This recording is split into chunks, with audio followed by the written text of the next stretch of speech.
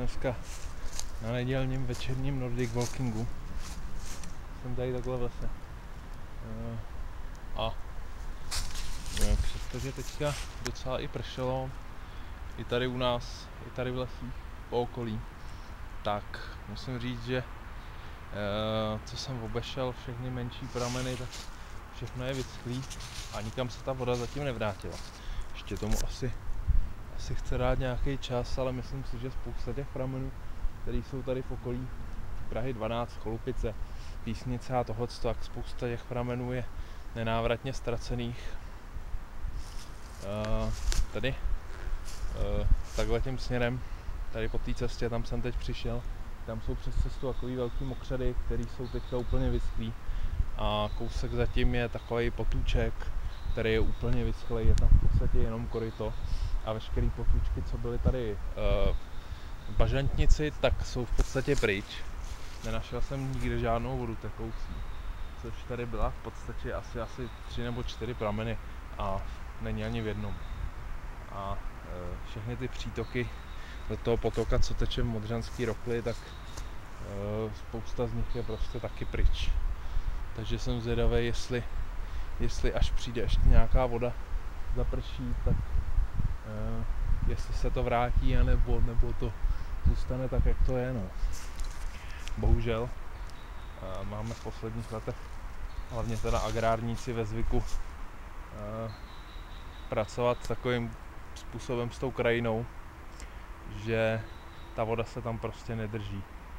Samozřejmě to samé platí pak o městech, kde prostě likviduje se zeleň a staví se tam beton, tím pádem se tam ta voda taky nedrží. Voda se nedrží nikde a pak je všude sucho a voda prostě zmizí, když nemá odkud brát. No. Tak jsem zvědavý, jako je půlka září a já jsem zvědavý, jestli se ta voda vrátí. Nic, tak to bylo něco málo o vodě. A já jsem dneska na nedělní, je nějakých 6:30, tak nějak bude. Slunce už zachází. Takhle, když kouknu, tak tady zhruba někde, tak jak ukazuju, je teďka slunce. Má těsně před západem. Já jsem u Cholupic a přemýšlím, jestli jít až k Dolním Břežanům nebo ne, abych to zase nedráždil po tmě. Jsem teďka v podstatě pořád chodil skoro po tmě domů, ale tak jednou bych mohl přijít za světla. Každopádně tady je můj bagel s hulkama. Já teďka nosím ten obyč bagel pod pumy, je docela velký. Chtěl jsem, že by se s ním dalo nějaký 1-2denní výlety klidně vyrazit. A na to mám mini batohy, takže tam asi nechám jenom na tohle. Teďka jak bylo chvíli chladno, tak se teďka o víkendu, sobota a dnešek jsou docela teplý, sice jako fouká, ale je docela teplo, je jako na triko, traťasy, příjemně. Nejsou vedra a není ani zima, tak akorát.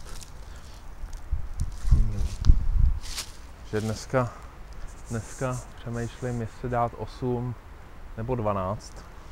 Uvidím, jak dlouho se tady vlastně vykecávám, jestli mi neodchází tamhle slunce. Tamhle. No. Jsem teda zvědavej na další počasí. No. Jinak teda musím říct, že teďka po cestě jsem narazil po celé cestě v podstatě na nezvyklé množství odpadků, který jsem zatím nezažil.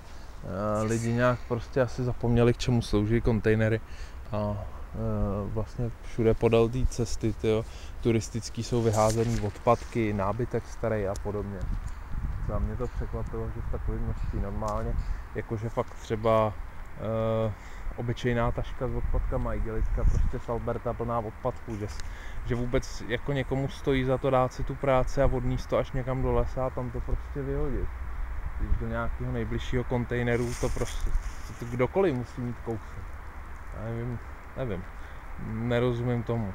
Na druhou stranu viděl jsem videa od různých zálesáků a podobně, co si postavili, já nevím, v lese nějaký přístřeší dlouhodobí a jednoho dne prostě přijdou do přístřeší, který je pod nejbližší civilizace 5 kilometrů a v přístřeší mají naházený odpadky, prostě plný kontejner vysypaný odpadků, přitom tam třeba ani nevede žádná cesta.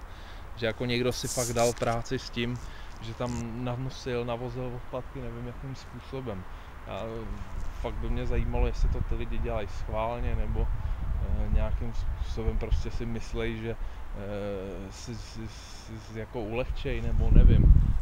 Jinak nedokážu se vžít do toho člověka, který prostě dotáhne někam do úplný prdele, do prostřed lesa odpadky. Kdyby jako, nevím, nedokážu si to dát dohromady pořádně. Pamatuju si teda, že když jsme bydlívali jako úplně malej, bydlel na vesnici a když jsme tam bydlívali, tak kousíček, když se šlo, já nevím, kilometr od nás, tak byla v takový malý roklince, byla skládka a tam lidi házeli starý jako spotřebiče, jo. To jsem ještě jako trošku pochopil tu motivaci těch lidí prostě, jo, než vozit někam x kilometrů na nějakou skládku. Neříkám, že to schvaluju, ale pochopil jsem jako tu motivaci k tomu, že to prostě hodí do nějaký roklinky za vesnicí, jo. Co nepochopím, že někdo prostě vezme igelitku plnou odpadků, ve který jsou, já nevím, obaly od sušenek, od jogurtů, od mlíka, tak šlupka od banánů a podobně a odnese to 5 kilometrů do lesa, kde to prostě vyhodí, nebo s tím zahází někomu přístřeší. To asi musí dělat někdo schválně, nebo nevím. No, jsem se tady rozohnil dneska nad vodou a nad odpadama. Ale měl bych zase vyrazit. Včera, teda předevčírem, v pátek mi to vycházelo tak krásně, že jsem se v podstatě nezastavil. A šel jsem celý ty 2 hodiny. Já se vždycky jak půlce zastavím, teď jsem tak zhruba v té půlce. A buď si něco natáčím, anebo si prostě dám jenom pauzu. Spoustu těch videí, co natočím, tak potom uznám, že asi nestojí úplně za zveřejnění, takže ty ani nehledejte, kdybyste je náhodou hledali. Jakože si myslím, že je nikdo hledat nebude. No jo. A tak to tady vedem. Každopádně příští víkend, teďka je neděle, takže už teďka od pátku jdeme s klukama z Airsoftu, jedeme na akci, tady kousek od Prahy, někde kousek od Sázavy, asi 30 kiláků od Prahy. Máme tam takovou akci, nebo ne my, ale jedeme na akci, kterou pořádá někdo jiný. Pro jednou nepořádám akce já, ale jedu taky na nějakou jinou, což většinou pro mě bývá jediná příležitost si jako zahrát ten Airsoft. A budeme si nějakým způsobem muset tam zaopatřit nějaký bydlení typu, nebo jsem celkem přesvědčený, že asi si budu stavit nějaký přístřeší, tak z toho třeba udělám nějakou videoreportáž, která by se jí hodila na ten můj kanál. Chtěl jsem teďka říct tematicky, ale trošku si uvědomuji, že ten můj kanál úplně 100% tematický jako není. Spíš tak jsem člověk, který něco kecá do kamery a občas je tam něco trošičku z bushcraftu, trošičku z Nordic walkingu, občas nějaký geocaching, ten už jsem taky docela dlouho neudělal. No, já nějak extra tematický suprově nejsem, takže no, možná bych se nad tím měl zamyslet. No nic, teď koukám, že už natáčím 8 minut své keci, takže já bych to dneska ukončil a uvidím, jestli něco během týdne bude mít smysl dávat na YouTube. Každopádně chtěl bych něco přinést z toho Airsoftu, co by se vešlo i na tenhle kanál. Tak třeba tam budou nějaký přístřeší, nějaký živoření v lese. Tak ahoj.